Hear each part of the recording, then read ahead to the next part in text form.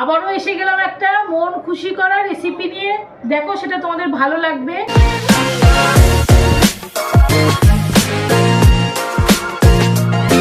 এখানে আমি নিয়েছি জল ঝরানো বাসমতি রাইস, নিয়েছি চিংড়ি, পেঁয়াজ কুচি, গন্ধরাজ লেবু, আদা রসুন কাঁচা লঙ্কা বাটা, পাকা লঙ্কা এরকম কুচিয়ে নিয়েছি, গরম মশলা তেজপাতা নিয়েছি। আর রেসিপিটার নাম হচ্ছে, পরে বলছি। আসলে তাড়াতাড়ি চলো রান্নাটা শুরু করা যাক, আর বাকি কী কী লাগবে রান্না করতে করতে দেখাবো। কড়াইটা গরম হয়ে গেছে। প্রথমে আমি সাদা তেল ব্যবহার করব এই রান্নাটায়। একটু মজা করে ভিডিওটা করার চেষ্টা করছি, যদি তোমাদের ভালো লাগে। আর এখানে যে আমি চালটা নিয়েছি, চালটা কিন্তু 1 ঘন্টা ভেজানো ছিল, তারপরে জল ঝরিয়েছি, জল ঝরিয়ে এটা রান্নাটা হচ্ছে। আর এখানে 500 গ্রাম চাল নিয়েছি। এবার রান্না করতে করতে তোমাদেরকে বলছি। এই যে তেলটা গরম হয়ে গেছে, এখানে প্রথমে আমি এই চিংড়িগুলোকে ভাজবো।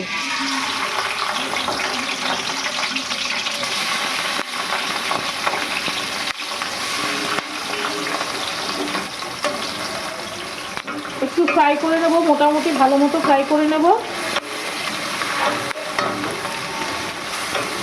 এখানে চিংড়ি আছে 250 গ্রাম মতো চিংড়ি আছে এখানে। আর এই রান্নাতে কিন্তু কোনো হলুদ ব্যবহার হবে না। এই রান্নাটার নাম তোমাদেরকে বলে দিচ্ছি। এখানে এই রান্নাটার নাম হচ্ছে গন্ধরাজ চিংড়ি পোলাও। এবার পুরো বাকিটা তোমরা রান্না করতে করতেই দেখতে পাবে কেমন করে করছি। দেখো আস্তে আস্তে চিংড়ি কালারটা চেঞ্জ হয়ে যাচ্ছে। একটু ভালো করে কুক হোক, তারপরে এগুলোকে আমি তুলে নেব।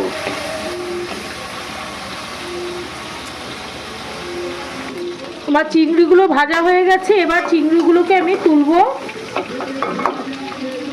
এই দেখো এরকম করেই ভাজতে হবে। যেহেতু এখানে হলুদ পড়েনি, সেই জন্য কালারটা কিন্তু একটু লাল লাল হয়ে যাচ্ছে। আর গ্যাসের ফ্লেমটা একটু কমিয়ে দিতে হবে। তেলটা গরম হয়ে গেছে, এই দেখো ভাজা হয়ে গেছে। এবার আমি এর মধ্যে তেজপাতা দেব গোটা গরম মশলা। এই যে গরম মশলাটা দিচ্ছি। আমি গ্যাসের ফ্লেমটা একদম কমিয়ে রেখেছি। এবার একটুখানি এটাকে একটু নাড়িয়ে নেব। নিয়ে এর মধ্যে এবার পেঁয়াজ কুচিগুলো দিয়ে দেবো। পেঁয়াজ কুচি দিয়ে পেঁয়াজগুলো কিন্তু ভালো করে ভাজা হবে, একদম নরম হয়ে যাবে। আর ফ্লেমটা কমিয়ে দিচ্ছি, যেহেতু এখানে একটু লেগে গেছে। যে চিংড়িগুলো ভাজলে একটু কড়াইতে লেগে যায়, সেই জন্য একটু লেগে গেছে। আস্তে আস্তে ভাজবো। এর মধ্যে দিয়ে একটু লবণটা দিয়ে দিচ্ছি এখনই, যাতে পেঁয়াজগুলো নরম হয়ে যায়। 1 চামচ মতো লবণ দিলাম। দিয়ে আবারও এগুলোকে ভাজবো। ভেজে তারপর আমি আদা রসুন লঙ্কা বাটাটা দেব। পেঁয়াজটা ভাজা হয়ে গেছে, এই দেখো কেমন কালার হয়েছে।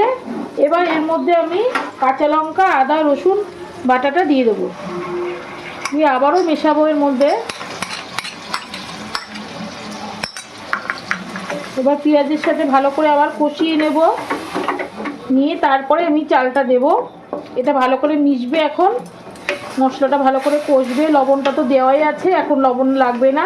এটা ভালো করে এখন কষাতে হবে। আর এই ভিডিওটা কে কোথা থেকে দেখছো আমাকে একটু কমেন্ট করো। কার ভালো লাগছে সেটাও আমাকে কমেন্ট করে জানিও। এই যে ভালো করে কষবে এখন মশলাটা কষাতে কষাতে আবার একটু জিরের গুঁড়ো দেবো এর মধ্যে। জিরের গুঁড়ো দিয়ে একটুখানি জল দেবো, যাতে মশলাটা পুড়ে না যায়। দিয়ে আবারও একটু মেশাবো। মিশিয়ে যতক্ষণ না এই মশলাটা থেকে তেল সেপারেট হচ্ছে, ততক্ষণ কিন্তু ভালো করে কষাতে হবে। কষি তারপরে এই রাইসটা দেব। মশলা থেকে তেল ছাড়তে শুরু করে দিয়েছে, এই যে দেখো। এবার এর মধ্যে আমি একটু ঘি দেব। এই যে 1 চামচ, আর 1 চামচ ঘি দেব। দিয়ে তারপরে এর মধ্যে রাইসটা দিয়ে দেবো। এই যে দিয়ে দিচ্ছি রাইসটা। দিয়ে এখন ভালো করে এটা ভাজতে হবে একটু মশলার সাথে।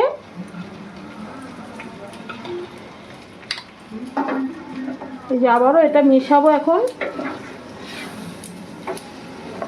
ভালো করে একটু কষিয়ে নিয়ে তারপরে জল দেব। এই যে ভালো করে মেশাচ্ছি।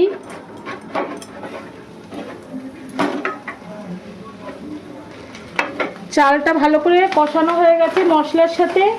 এবার এর মধ্যে আমি চিংড়িগুলো দিয়ে দেবো, দিয়ে আবারও মেশাবো। একটু মিশিয়ে নিয়ে জলটা দিয়ে দেবো। এখানে কিন্তু জল আর দুধ দুটোই দিতে হবে। নারকেলের দুধ দিলে খুব ভালো টেস্ট হয়, যেখানে আমার নারকেলের দুধ নিয়ে এখানে, তাই জন্য আমি এমনি দুধই দেবো। এখানে জলটা প্রথমে দিয়ে দিচ্ছি, একটু মিশিয়ে নিয়ে তারপরে আমি দুধটা ঢালবো। এখানে কিন্তু দুধের ব্যবহারটাই বেশি হবে, জল কম হবে। আমি জল খুবই কম দিয়েছি। এবার এর মধ্যে দুধটা দিয়ে দেবো। এই যে দুধটা দিচ্ছি, এখানে কিন্তু সর দেওয়া দুধ আছে, মোষের দুধ এখানে দিচ্ছি আমি। এই যে এতটা, মানে প্রায় এখানে 1 কাপ চাল ছিল আর 1 কাপ জল আর দুধ মিশিয়ে দিচ্ছি আমি। লবণটা তো আগে দেওয়া ছিল, আমি এখন অল্প করে দেব। এই যে আর 1 চামচ লবণ দিচ্ছি। চিনিটা স্বাদ অনুসারে, চিনিটা এখন দেব না। চিনিটা দিলে কি হবে, চালটা কিন্তু গলবে না। এখন এবার এটাকে ঢেকে রাখবো। ঢেকে তারপরে, আচ্ছা এর মধ্যে আমি লঙ্কাগুলো দিয়ে দিচ্ছি। এই যে লঙ্কাগুলো ছিল এটাও আমি দিয়ে দিচ্ছি।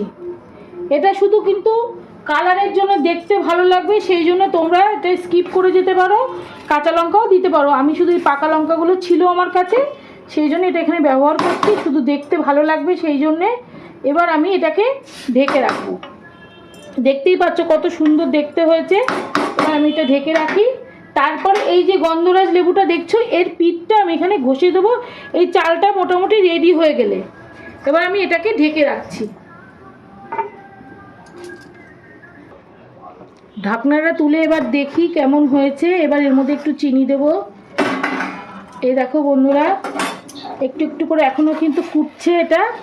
এবার এর মধ্যে আমি একটু চিনি দেব, দিয়ে আবারও ঢেকে রাখবো। এবার যা যা দেওয়ার সব দিয়ে একবারে গ্যাসটা অফ করে আমি ঢেকে রাখবো। এই যে এখানে চিনি দিচ্ছি। চিনিটা তোমরা চাইলে দিতেও পারো, নাও পারো। চিনিতে একটু টেস্টটা বাড়ে, সেই জন্য আমি এইটুকুই চিনি দিলাম। এটার 1 চামচ ভরে দিলাম আর পরে একটুখানি দিলাম, দিয়ে আবার মিশিয়ে দেবো এবার। আচ্ছা এই খুন্তিটা দিয়ে নাড়ানো যাবে না, দিলে চালটা ভেঙে যাবে, তাই এইটা দিয়ে নাড়াচ্ছি। এই দেখো কত সুন্দর দেখতে হয়েছে। এবার এর মধ্যে একটু গরম মশলা দেব, একটু গরম মশলা দিচ্ছি, আর 1 চামচ দিচ্ছি, ব্যাস এতটাই দিলাম। দিয়ে আবারও নাড়াবো, দিয়ে এবার গ্যাসটা কিন্তু অফ করে দেব।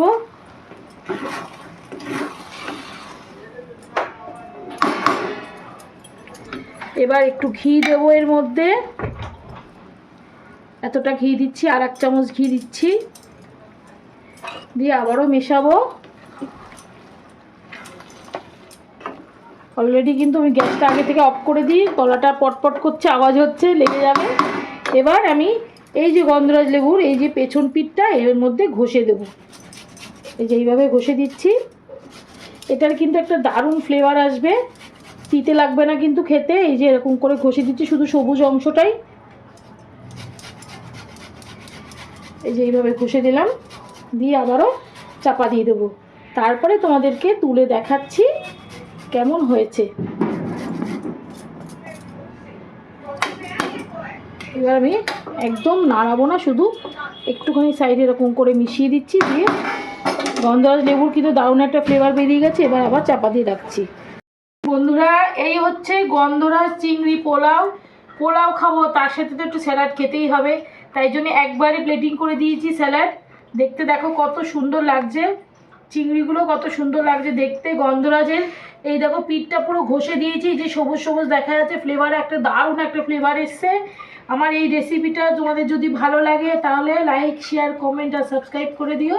টাটা।